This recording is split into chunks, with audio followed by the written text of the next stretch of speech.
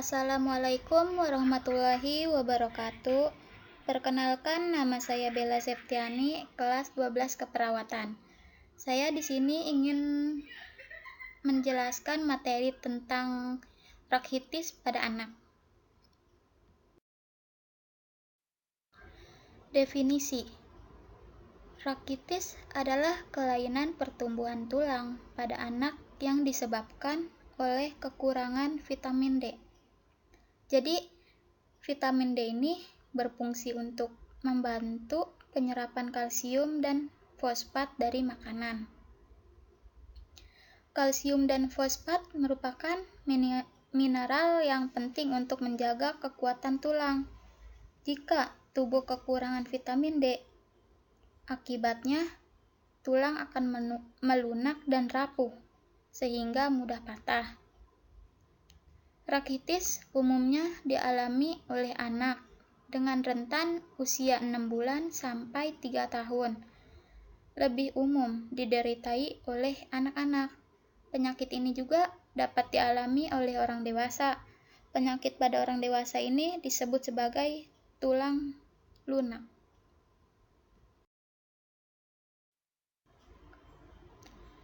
Etiologi.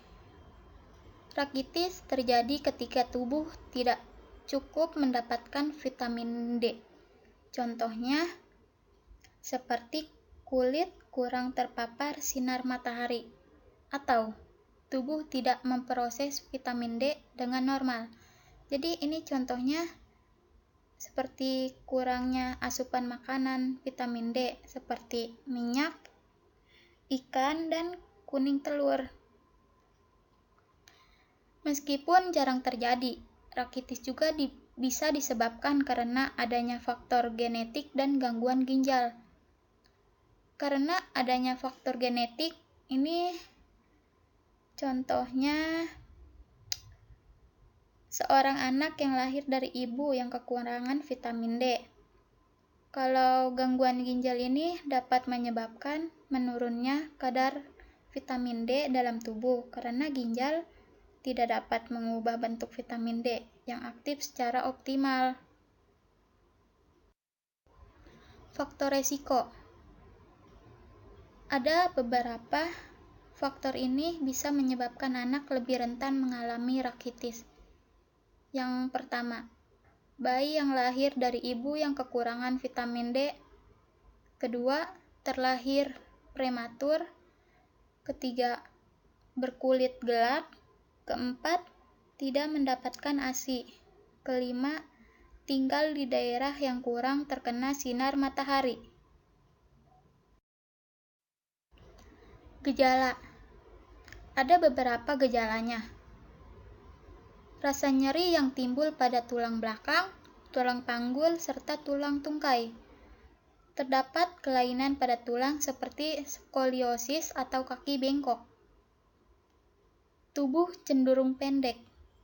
Hal ini diakibatkan karena pertumbuhan tinggi badan yang terhambat. Terdapat kelainan pada gigi seperti gigi yang mudah berlubang serta pertumbuhan giginya yang lambat. Keram otot dan tungkai terasa kesemutan. Hal ini dapat terjadi di mana penderita mengalami kekurangan kadar kalsium yang ada di dalam darah atau hipokalsemia. Kondisi tersebut membuat gejala semakin memburuk.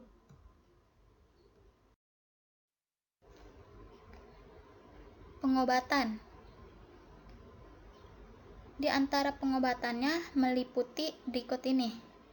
Yang pertama, itu diterapi menggunakan suplementasi vitamin D serta kalsium. Yang kedua,